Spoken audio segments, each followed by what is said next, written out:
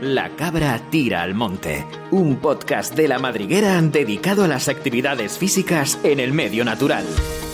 Dirige y presenta José Sacristán.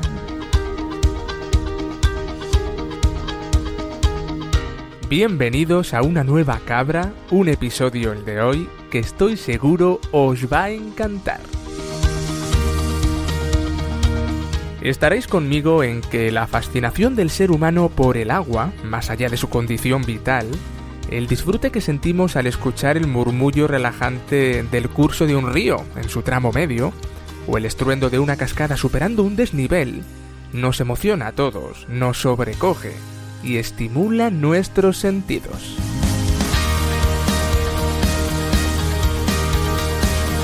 Presenciar esas enormes cantidades de agua que acostumbran a discurrir sin solución de continuidad, atravesando bosques, estepas o montañas y originando cárcavas y cañones de todo tipo y condición, estos modeladores de paisaje que son los ríos atraen a paseantes, curiosos y deportistas por todo lo que acabo de contar.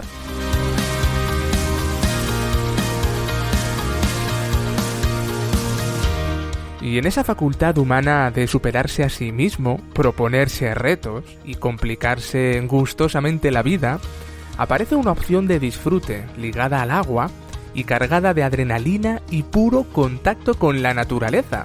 En La Cabra Tira al Monte de hoy vamos a hablar de barranquismo. Porque el atractivo del barranquismo reside en lo diverso de las opciones que nos plantea. A las paisajísticas, las de descubrir con tus ojos y con el resto de tu cuerpo, lugares imposibles de transitar de otro modo.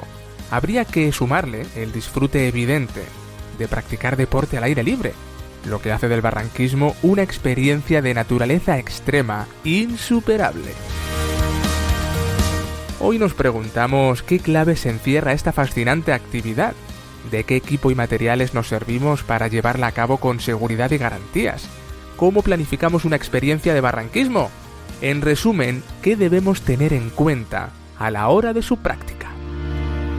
Las respuestas a estas y otras preguntas las tendréis en el episodio de hoy. ¡Comenzamos! Porque lo vivo te conmueve, estás escuchando La Madriguera.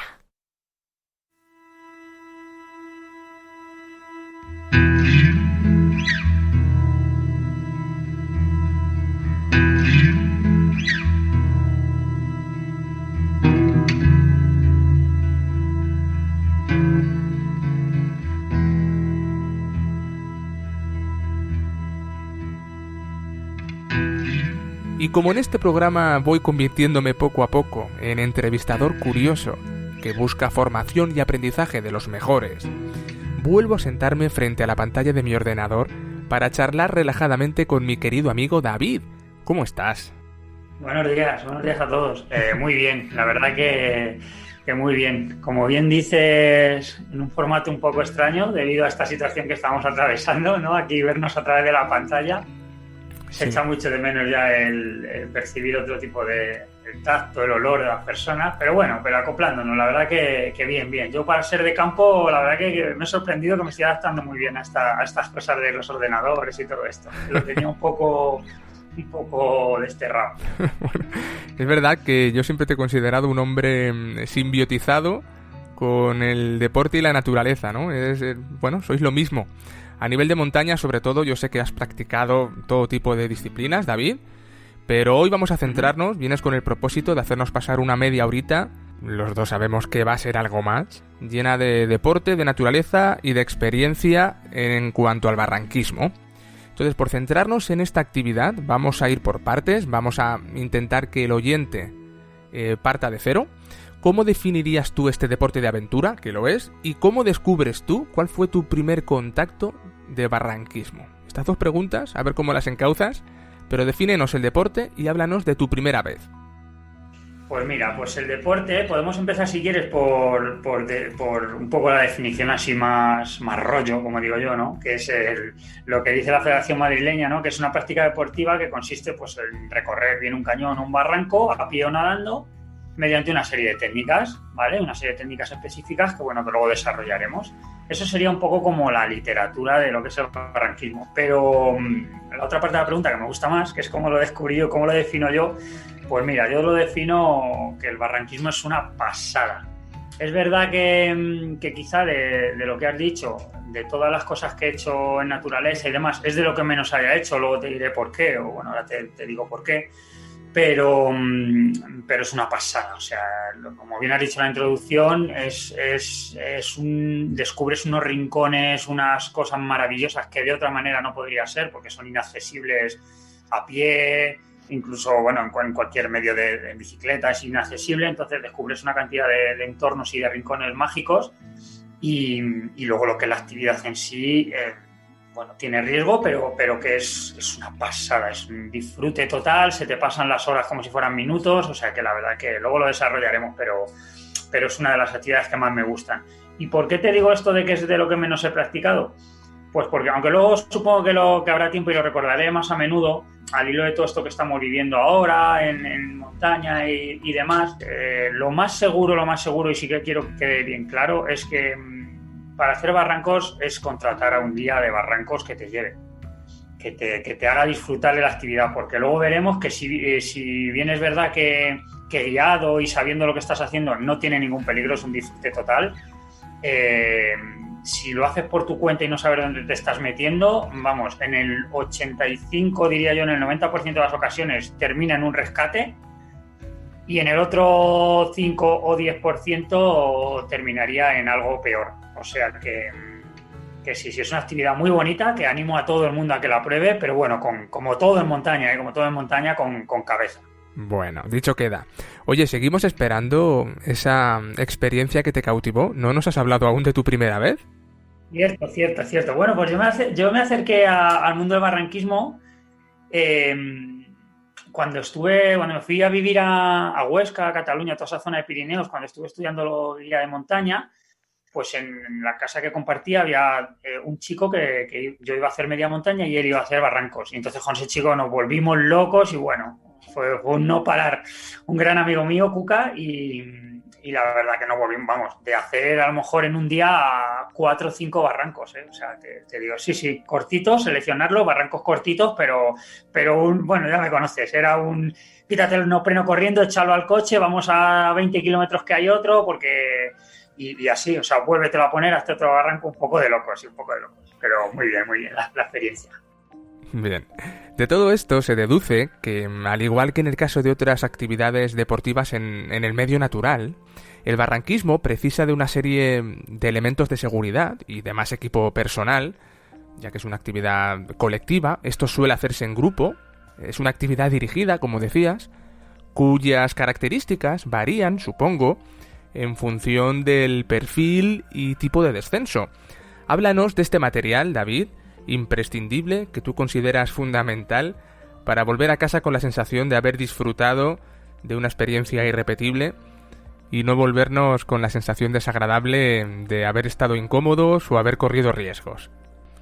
Pues la verdad que, como bien dices, el material de barranquismo o de cañones es mucho, y quiero decir que es muy pesado también. O sea, es que llevas unos mochilones que como la aproximación a la cabeza del barranco sea larga, cuando llegas dices, por favor, que haya mucho agua, que me quiero meter, como sea en época un poco así de verano. Llegas que el principio es un disfrute, no por las vistas ni nada, sino porque te quitas a lo mejor 20 grados de encima. O sea que sí, es verdad que es mucho y pesado. Y es verdad que en este apartado también hay que recalcar, no es lo mismo un barranco facilito, que se haga andando, que no haya agua, por ejemplo, o que haya poquita agua, a un barranco más complicado, como a vertical. Pero igualmente, esta actividad, como he dicho antes, es una de las más... pues que más logística necesita, que más cuidado, más previsión, diría yo.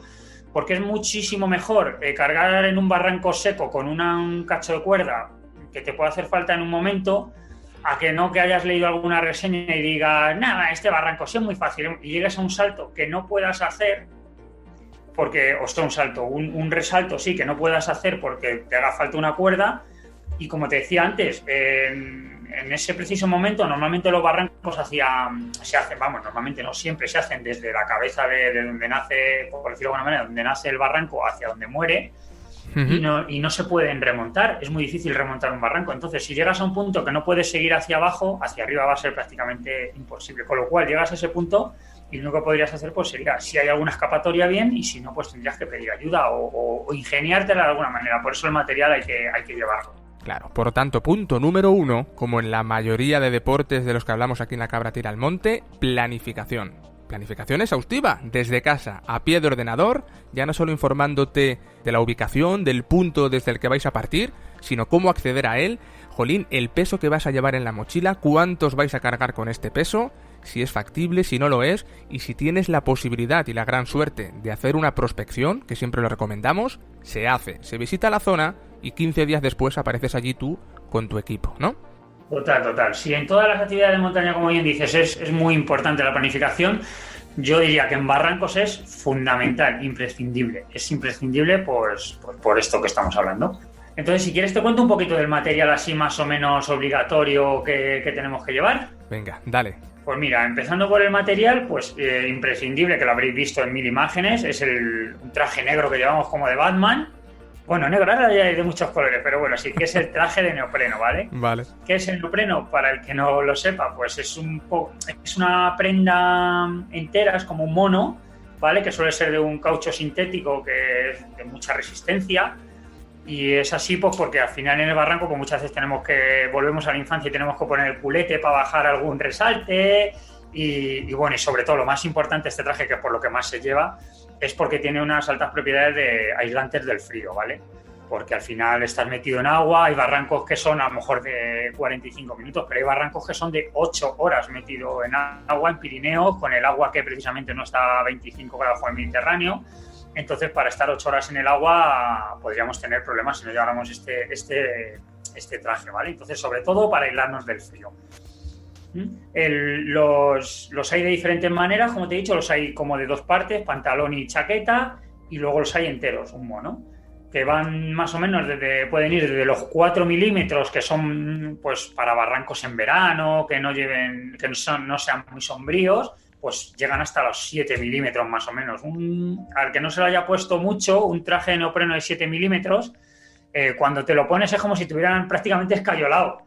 O sea, Total. Te quedas con una limitación de movimientos, te cuesta mover así los codos, claro, esos neoprenos estamos hablando ya para aguas pues de Pirineos, de la zona alta, pues eso que a lo mejor el agua está pues a 10 grados, 9 grados en otoño, en invierno, entonces para eso son para lo que se usa. Mucho gramaje, ¿eh? Yo lo máximo que he usado en buceo son 5 milímetros y ya claro. A nivel de movilidad ya te ves un poco impedido. Con 7 no quiero ni pensar el aspecto de robot que tienes que llevar y la poca movilidad que te puede ofrecer, pero claro, hablamos más de seguridad que de otra cosa, y el tema térmico en una actividad que se presupone que vas a pasar unos cuantos minutos, ahora nos contarás de cuánto tiempo suelen consistir, imagino que es en función del perfil de la ruta, ¿no?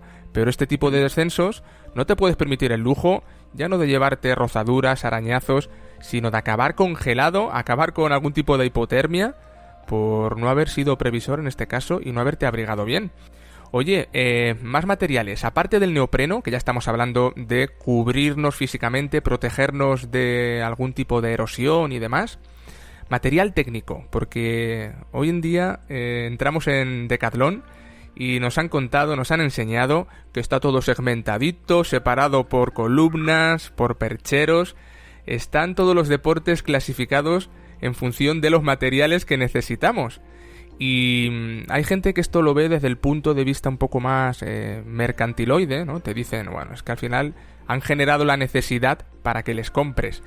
Pero los que practicamos deporte en la naturaleza tenemos que recomendar siempre ir a lo específico.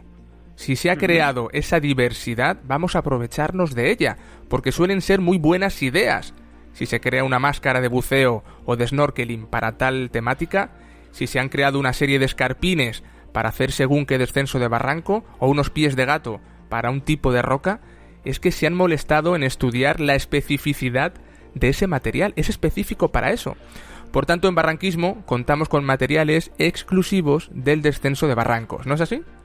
Sí, totalmente de acuerdo. Es verdad que, como dices, luego ya hay mucho también de un poco de friquismo, por decirlo de alguna manera, ¿no? Pues de un mismo descensor, por ejemplo, que veremos ahora, pues luego tienes 7 variantes, uno más caro, uno más barato, pero al final, por ejemplo, como dices tu material técnico, un descensor hay que llevar, por ejemplo, o una mochila. Pues luego igual dentro de la mochila, como tú dices, te vas a la tienda específica y tienes, no, pues mira, es que esta tal, es que esta evacúa más agua, es que está más cómoda, es que está menos pesada. Entonces, igual con los precios van de un rango pues desde 50 hasta lo que te quieras gastar. Pero bueno, es verdad que, por ejemplo, igual una mochila hay que llevarla sí o sí. Oye, David, ¿el descensor? ¿De qué estamos hablando? Que la gente se entere.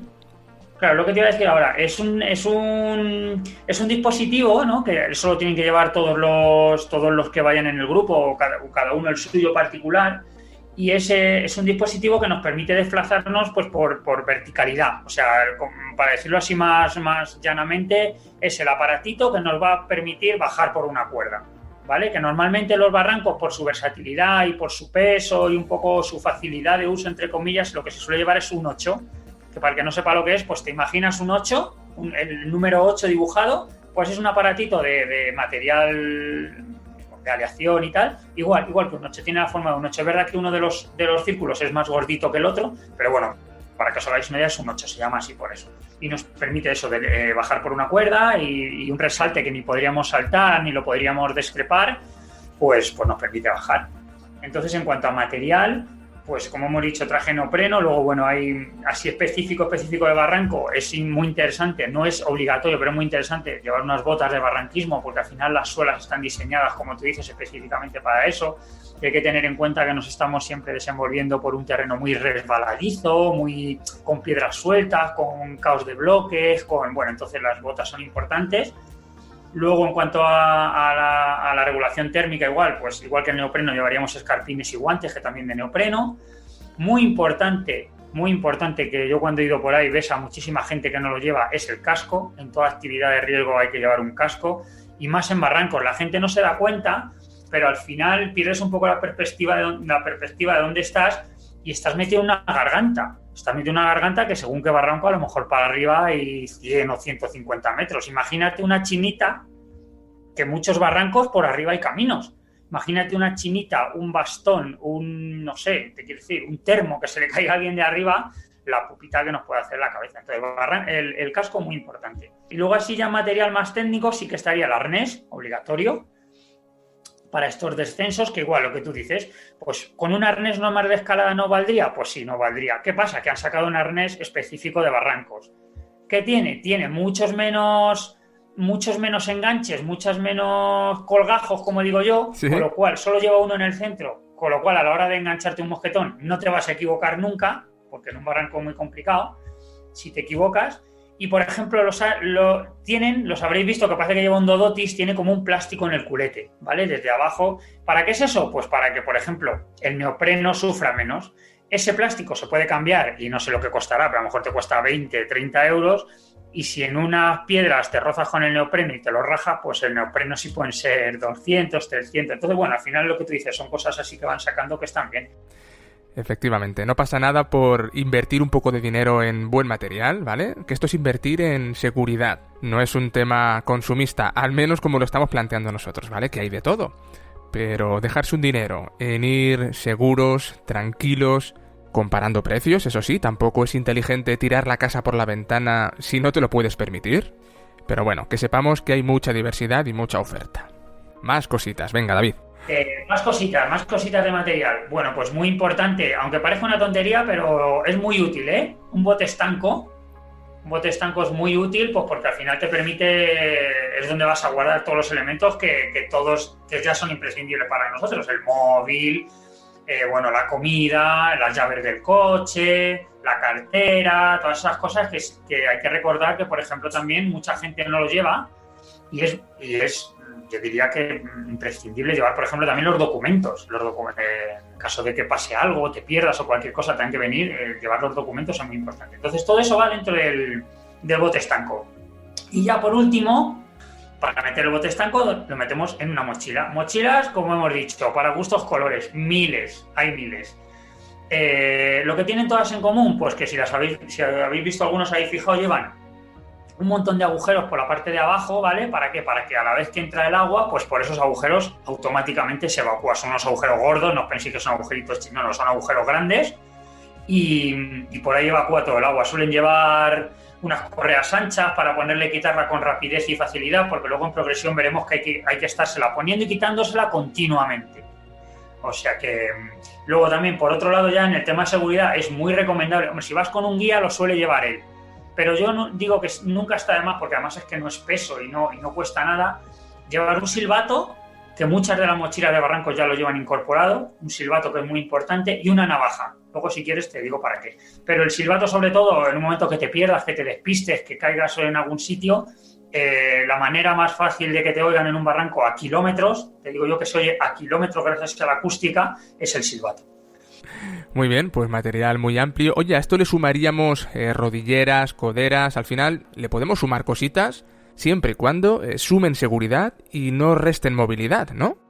Hombre, te podrías poner lo que quisieras, es cierto, pero es verdad que el neopreno protege muchísimo, porque al final el golpe que te des no va a ser un golpetazo, puede ser pues eso, que te deslices por una piedra y a lo mejor un arañazo o tal, pero eso pues el neopreno te lo va a evitar todo, o sea que ¿lo podrías añadir? Pues sí, pero yo creo que es más la incomodidad que te va a crear que la seguridad que te va a aportar, o sea, yo eso no es muy necesario, pero bueno. Vale, me lo apunto, David. Oye, vamos a meterle un poco de chicha. Vamos ya al meollo de las actividades que realizamos en barranquismo.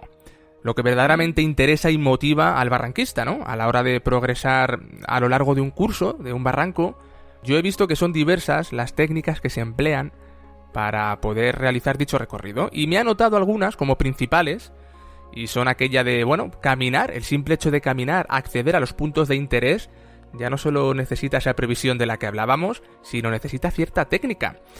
Vamos a atravesar, imagino que zonas boscosas, no boscosas, determinados terrenos resbaladizos o que no sean demasiado firmes. Luego está también la técnica del destrepe en sí o el descenso, que en función de cómo sea el perfil, nos contarás ahora, serán pequeñas trepadas o pequeñas escaladas o desescaladas. La progresión en horizontal también me la he anotado, ¿no? Va a haber momentos en los que usemos progresión a través de pasamanos. Hay rappel, hay natación, hay toboganes, tú hablabas de ellos, saltos, tirolinas, es completísimo. En torno a esta actividad orbitan tantas otras disciplinas que sería interesante que nos las pudieras describir un poquito, ¿vale? Pues sí, como tú bien dices, hay multitud de maneras de progresar en un barranco. Por eso también es una actividad tan dinámica y tan divertida, porque es que, o sea, y aparte, tú puedes hacer un barranco el sábado, vuelves el domingo al mismo barranco y te aseguro 100% que te va a parecer otra cosa, que no vas a hacer en ningún sitio lo mismo que hiciste el día 24 horas antes, porque todo cambia, todo va variando, lo coges por un sitio, al día siguiente lo coges por otro lado. Entonces, por eso los barrancos se pueden repetir muchas veces y nunca te va a parecer lo mismo. Entonces, al hilo de esto, tengo que apuntar que lo que más diferencia la modalidad de descenso de barrancos con otras disciplinas de montaña, y al mismo tiempo también determina mucho el grado de dificultad y la técnica que haya que emplear, y eso es el caudal, mayor o menor caudal de agua. Eso es lo más importante que hay que observar en un barranco. No es lo mismo un barranco, que te voy a decir yo, en Cuenca en agosto, a ese mismo barranco en Cuenca en diciembre. Al final, el que corra un hilo de agua lo puede hacer, pues un paseo que lo puedas hacer con tu hijo de 10 años tranquilamente, divirtiéndote, y ese mismo barranco en época de deshielo o en época de que haya una presa y a lo mejor en ciertas épocas del año abran para aliviar un poco la presión de la presa o cualquier cosa, pues puede ser una actividad apta solo para gente que esté entrenada y que sepa de qué va el asunto. Entonces, una vez dicho eso, pues sí, la verdad que hay un mogollón de maneras de progresar según donde estés, ¿no? Lo primero es lo que tú has dicho, bien, en la aproximación, que se llama, que bueno, eso en realidad no se hace con el material específico, no es necesario, o sea, te puedes llevar el neopreno puesto, pero se suele llevar remangado, se suele llevar, si estás en buena época, lo suele llevar por la cintura, te vale cualquier zapatilla, es una chancla mismamente, si no es muy largo. Luego ya llegamos a lo que es el barranco en sí, y ahí ya sí. Ahí hay diferentes maneras de progresar, y como tú has dicho, la más frecuente con la que nos vamos a encontrar es andar, caminar, ¿vale? Si bien es cierto que no es caminar como la gente que sea senderista, por ejemplo, puede pensar, que no es un camino, no es llano, no es... Y es una maniobra que en principio es muy fácil, como todos sabemos, pero que requiere un mínimo de atención.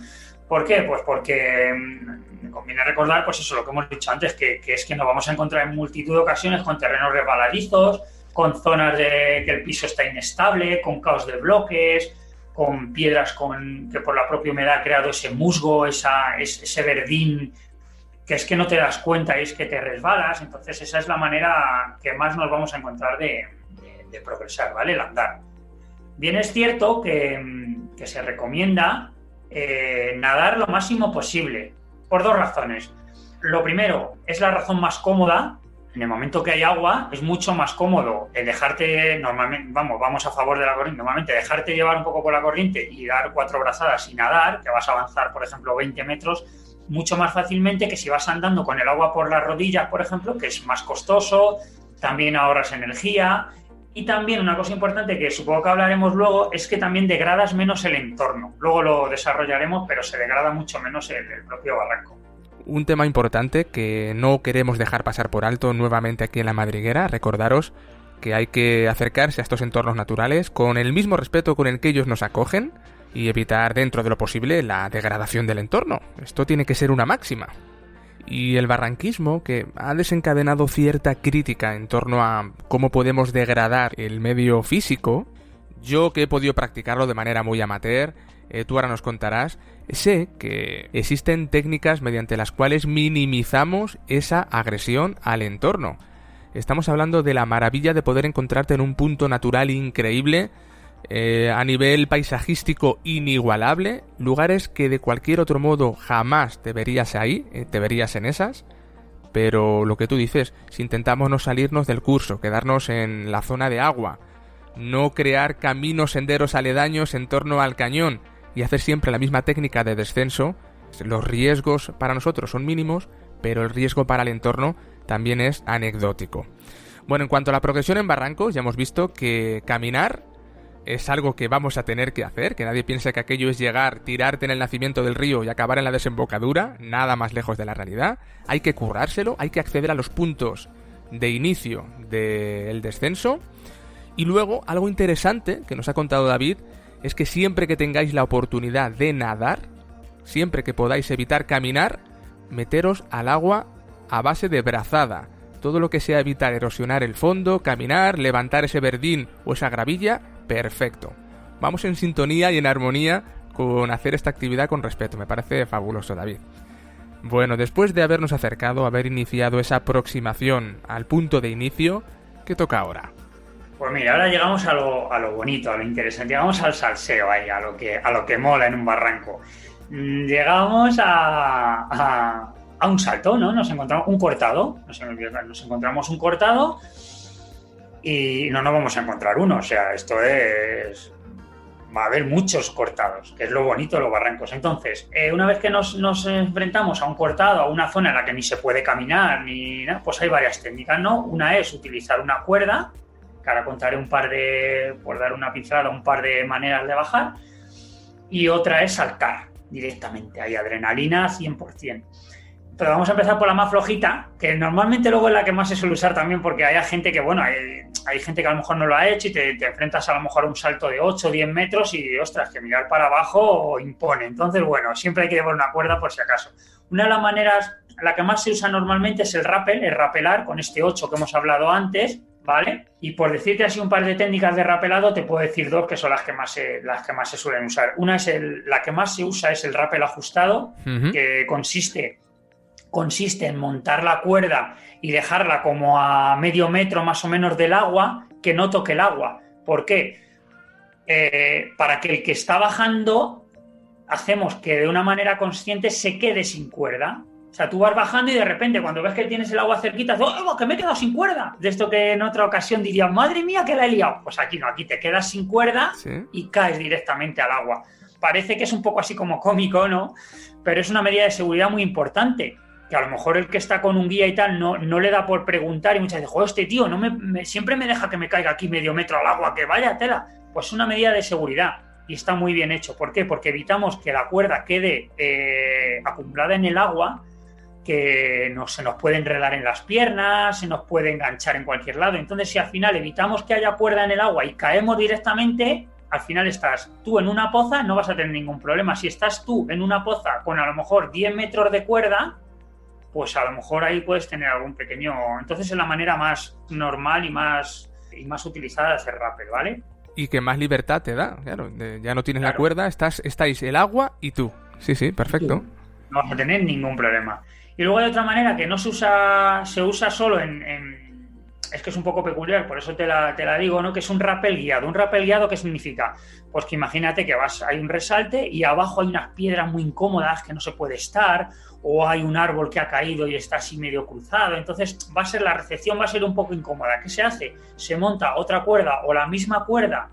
Es verdad que el primero suele bajar el guía en este caso, o algún acompañante del guía, porque tienes que fijar una cuerda a la parte de abajo. Fijas una cuerda y luego sobre esa cuerda también te enganchas y el rappel va siguiendo esa guía, esa cuerda que has montado. Entonces, en vez de caer a lo mejor a la poza, caes a una planicie que hay al lado de la poza, que no podrías caer de otra manera. Es como si fuera una tirolina, para que os hagáis una idea. Sería como montar una tirolina, entonces tú bajas rappelando, pero enganchado a esa tirolina, entonces esa cuerda te va a guiar donde tú quieres que llegues. Esas son las dos maneras de rappel que hay así más utilizadas. Perfecto, y en todo caso, lo que transmites es seguridad. O sea, no pueden ser más seguras. Total. No se puede, como hemos dicho antes, la planificación es muy importante y si en ninguna actividad puedes dejar nada al azar, te voy a asegurar que en el barranco no hay que dejar ni un solo fleco a la suerte, a decir, bueno, yo voy para allá a ver qué pasa. No. Oye, David, y esto en cuanto a progresar a nivel de descenso. Pero tengo entendido que de vez en cuando se te plantea algún reto, por la forma, el diseño del cañón, en el que tienes que trepar. Es que casi hay pequeños tramos de escalada. ¿Esto es factible? ¿Se hace esto?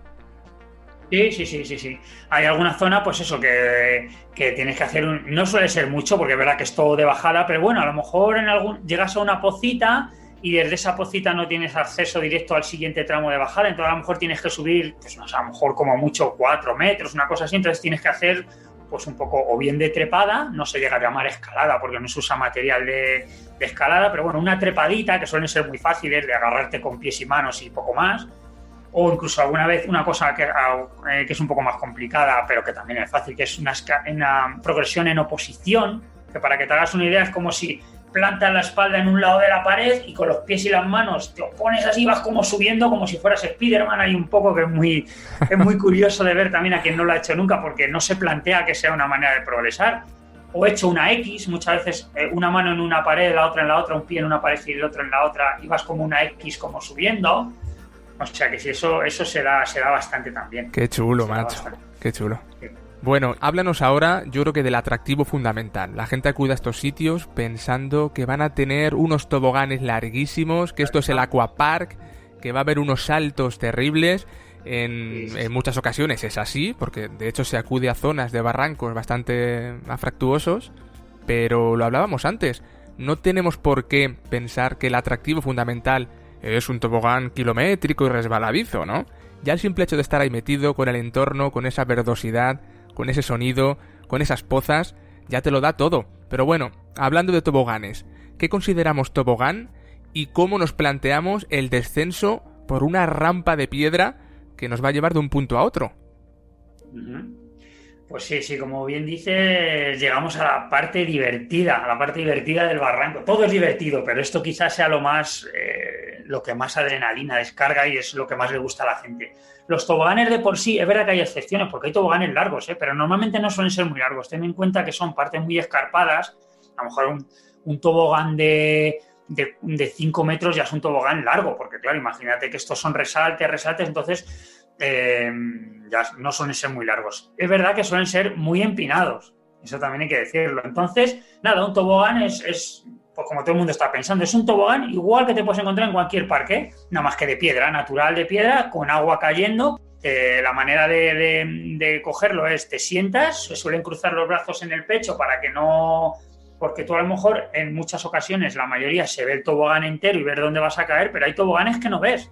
Hay toboganes que te sientan y te dice el guía, tírate por aquí. Y tú a lo mejor de frente estás viendo una piedra que dices, pero esto...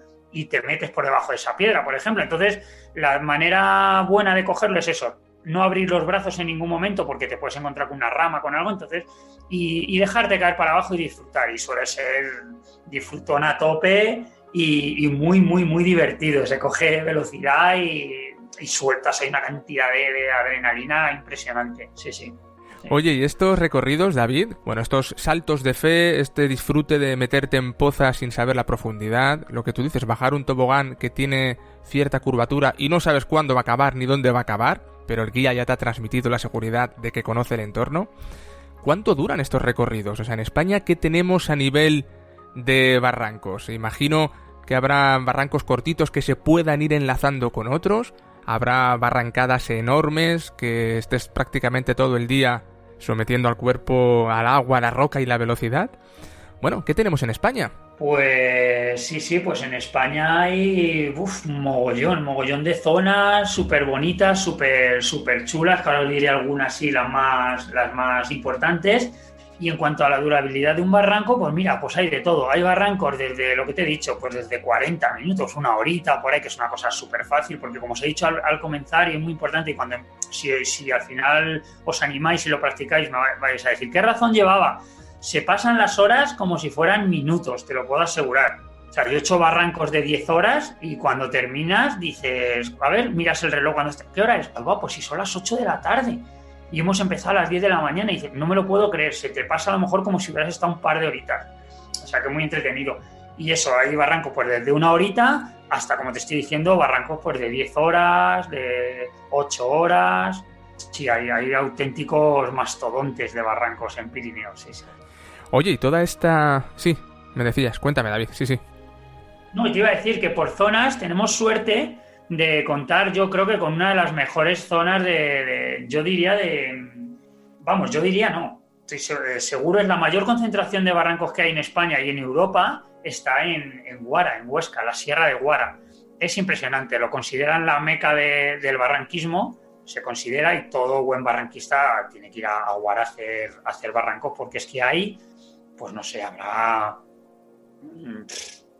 mogollón, no te sé decir ahora mismo el número, pero muchísimos barrancos. Eso ya indica mucho, mogollón significa mucho. Es una medida de volumen muy utilizada. Bueno, nos vamos a meter en medidas, me lo has puesto a huevo, porque yo soy consciente de que en esta diversidad de barrancos, cañones, descensos, hay una serie de cotaciones y de graduaciones técnicas. Los barrancos se gradúan y se clasifican en función a unos valores numéricos que nos pueden hablar, pues no sé, de la verticalidad del descenso, de la dificultad para entender un poco el carácter más acuático o menos de aquella ruta, o de la envergadura de compromiso de dicho descenso. ¿Cómo son estas graduaciones, David? ¿Y cómo deben tenerse en cuenta? Porque están hechas para que saquemos conclusiones. Pues mira, tío, aquí te voy a decir un poco lo que es la legalidad, por decírtelo así de alguna manera, ¿vale? Que es lo que menos a mí me gusta.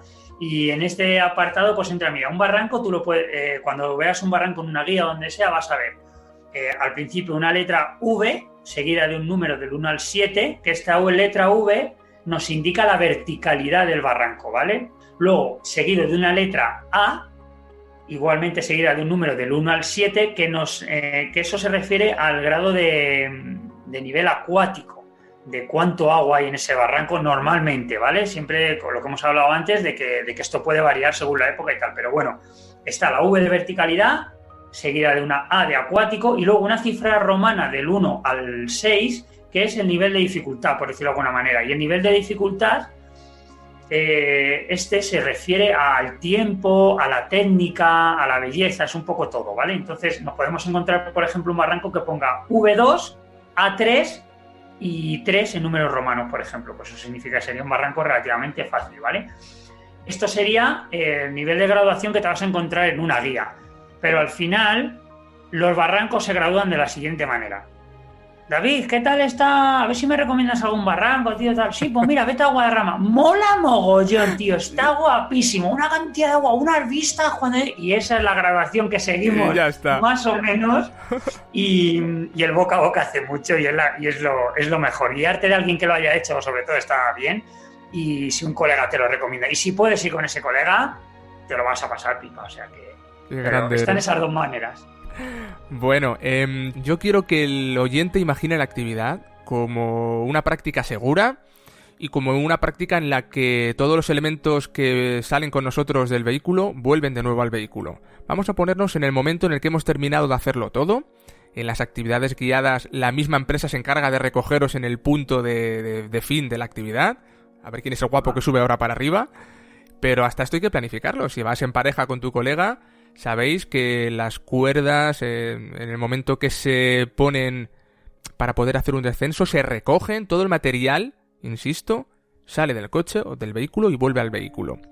Yo, no por ponerme siempre un poco crítico con todos los temas que tratamos, ¿no? Por ser realista, por hablar de todas las opciones y opiniones que existen, y es verdad que sé que responde a ciertos olvidos, pero a veces te encuentras un tramo de cuerda abandonado o que ha sido difícil volver a rescatarlo y ha quedado ahí. Sé que son los menos. Me consta que quien va a realizar deporte a la naturaleza es porque es amante de la naturaleza. Pero también, como esto se ha mercantilizado, como al final hay empresas que se dedican a esto de manera responsable, también están la otra cara de la moneda, aquellas empresas que buscan hacer uso y abuso sin ningún tipo de responsabilidad, y en zonas en las que un máximo de 8 o 10 personas te haría llevar la actividad con control, pues por un tema económico, insisto, hacen cuentas, rápidamente se dan cuenta de que llevando 20 personas ganas más y nadie se entera. Pero bueno, David, háblanos tú de ese manual particular que tienes de buenas prácticas para comportarte de manera correcta con el entorno. Sí, lleva razón. Es verdad que tengo que... Mira, yo no soy guía de barrancos, pero tengo que romper una lanza en cuanto a los guías de barranco y a las empresas de barranco, porque se juegan mucho.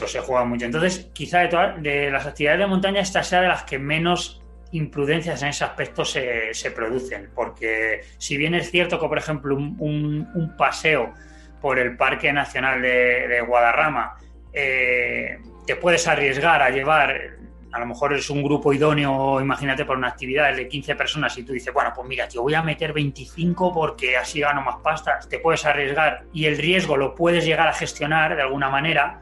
En un barranco esto no es posible. O sea, los barrancos muchas veces ellos solos se autorregulan y dicen, mira, aquí puedes llevar 4 personas y 4 personas. ¿Por qué? Porque precisamente como tienes que andar montando cuerdas, zonas complicadas, también tienes que contar con que un cliente en un momento dado se pueda bloquear y lo que es un salto de 2 segundos se pueda ir a 2 horas. Entonces, no te puedes arriesgar a llevar a lo mejor, como tú dices, venga, pues si aquí pueden ir 5 voy a meter 14, porque al final te vas a complicar la vida, la actividad se va a complicar muchísimo. Vas a necesitar seguramente ayuda para salir del barranco y no va a ser una cosa que le guste a la gente. Entonces, en ese aspecto suelen ser bastante respetuosos, ¿vale? En lo que has dicho de dejar huella luego como tal, física, no me preocupa lo más mínimo la huella que puedan dejar de cuerdas y cosas de esas, porque eso vale pasta y la gente ya se preocupa bien de recogerlo y volverlo al coche. Ajá.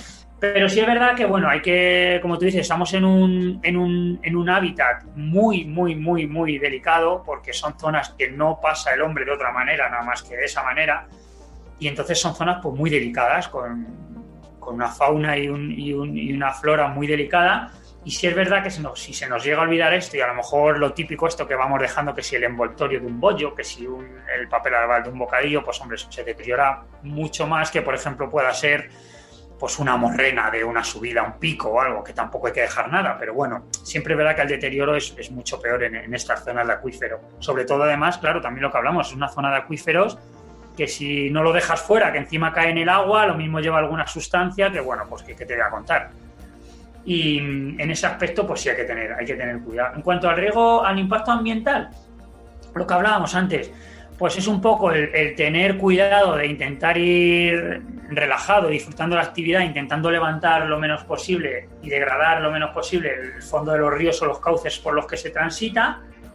Y es un poco eso, y no salirte a hacer caminos o tirar cosas fuera y poco más. La verdad es que son unas pautas muy sencillas de conservación, pero que hay que, en este caso, si siempre pedimos desde aquí que se cumpla todas estas medidas, en el caso de barrancos y cañones hay que hacer mucho hincapié en que hay que llevarlo más a este término. Hasta el hecho de que, por ejemplo, no sé si lo sabías, en algunas regiones te limitan el número de barrancos que puedes hacer al día. Si quieres ir de un barranco, como lo que te he comentado yo antes, que hacíamos nosotros libremente, ir de un barranco y irte a otro valle, hacer otro barranco, en muchos sitios te exigen que desinfectes el material.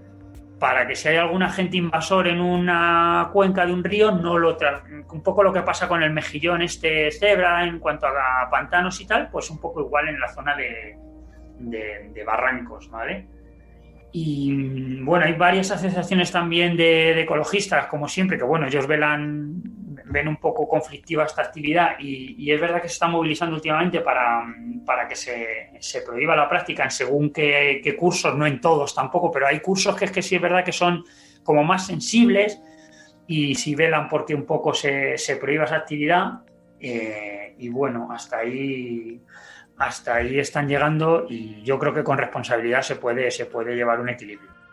Yo también lo creo, de hecho creo en la presencia de pequeños grupos de presión, o no tan pequeños, grupos conservacionistas, ecologistas, que son al fin y al cabo los que de vez en cuando nos recuerdan dónde están los límites.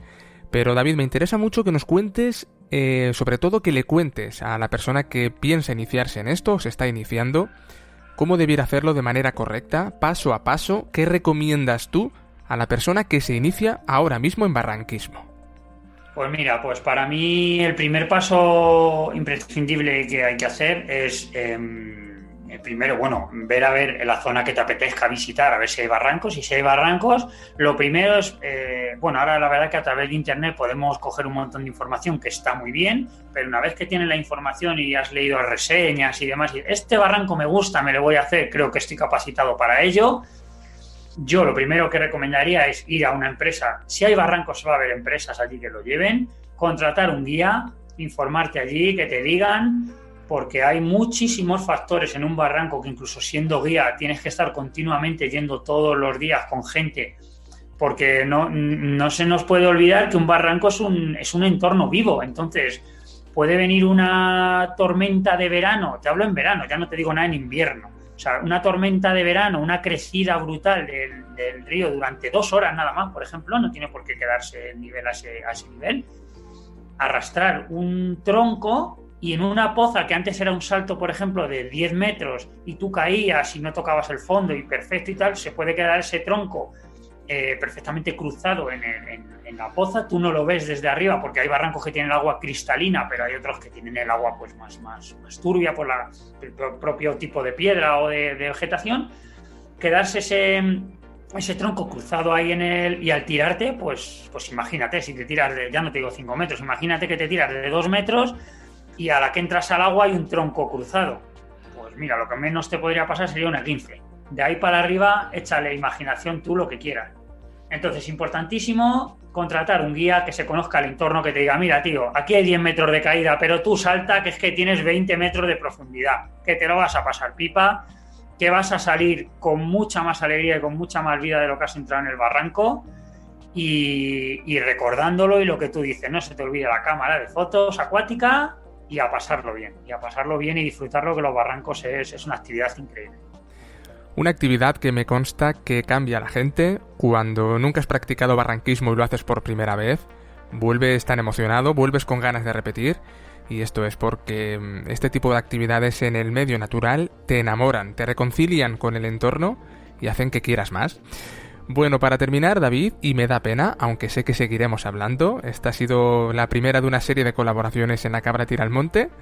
Volverás por aquí, pero como digo, antes de irnos, me gustaría que la gente te conociera un poquito más, que puedan, después de escucharse el programa, ponerse en contacto contigo. Sé que das masajes deportivos, sé que eres monitor de ciertas actividades. Bueno, pero esto quiero que lo cuentes tú y que le expliques al oyente cómo entrar a través de redes sociales, cómo escribirte y hablar contigo.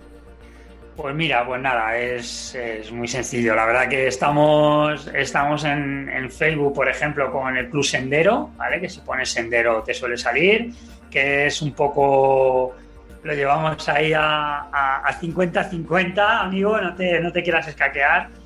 Que bueno, que como tú dices, aprendí de mucho y maestro de nada, entonces estamos a 1000 cosas al final y bueno, lo tenemos ahí, pero está ahí, Sendero está ahí. Si queréis hacer cualquier actividad nos podéis contactar, que bueno, intentaremos cuadrarlo, que os guste, que lo paséis bien. Y nada, pues como dices, pues dando masaje deportivo, haciendo coaching personal y profesional, pues un poco todo. Así que bueno, intentando pasarlo bien, ayudar a la gente y Y vivir, amigo, vivir. Bueno, te has tomado en serio esto de terminar porque te deja lo importante. Te preguntaba por tus redes sociales. ¿Tendrás algún tipo de correo? Venga, háblanos de alguna dirección más precisa. Ya conocemos Sendero, vamos a conocerte a ti. Venga. La verdad que no me escondo mucho. Poniendo en Facebook David Fernández de Bernabé, aparezco, no tengo seudónimos, no tengo nada. Por ejemplo, en Instagram sí me he puesto un poco más poético, soy David y Goliat, pero nada más. No me escondo. El que me quiera encontrar me encuentra rápidamente.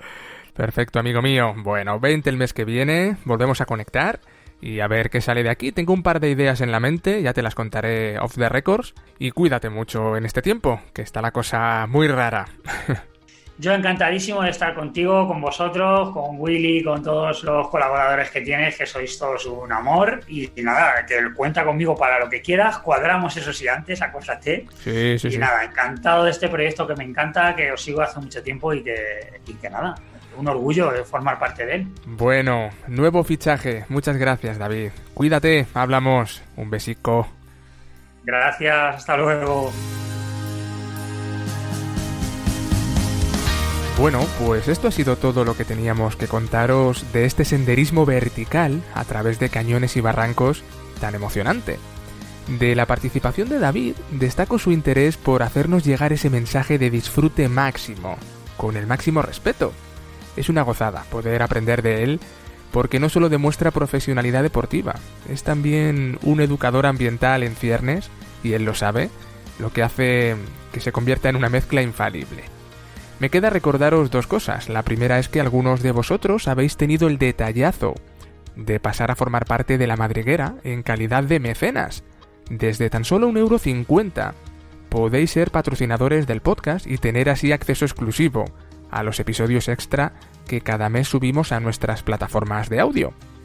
Y como alguno me habéis comentado que os ha resultado un tanto difícil lo de encontrar este procedimiento de apoyo, que es muy sencillo, creedme, os recuerdo que solo es posible a través de iVoox y que podéis acceder directamente al proceso de suscripción a través del siguiente enlace de nuestra página web www.lamadriguerapodcast.es/apoyar. Seguir los sencillos pasos que os van guiando y listo. Y la segunda cosa que quería recordaros es que vuestra opinión es importantísima. Si tenéis en mente alguna temática de la que queráis que hablemos, tanto aquí en La Cabra, ya sabéis, actividades físicas, como en Planeta Gaia, nuestro podcast de naturaleza y medio ambiente, podéis hacernos llegar vuestras peticiones a través de lamadriguerapodcast@gmail.com o a través de Facebook, o Twitter o Instagram. También nos interesan vuestras valoraciones, así que ya sabéis, a valorar y a opinar.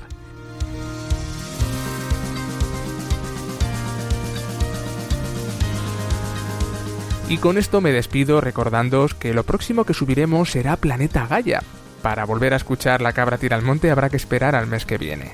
Mientras tanto, a todos, a todas, sed felices.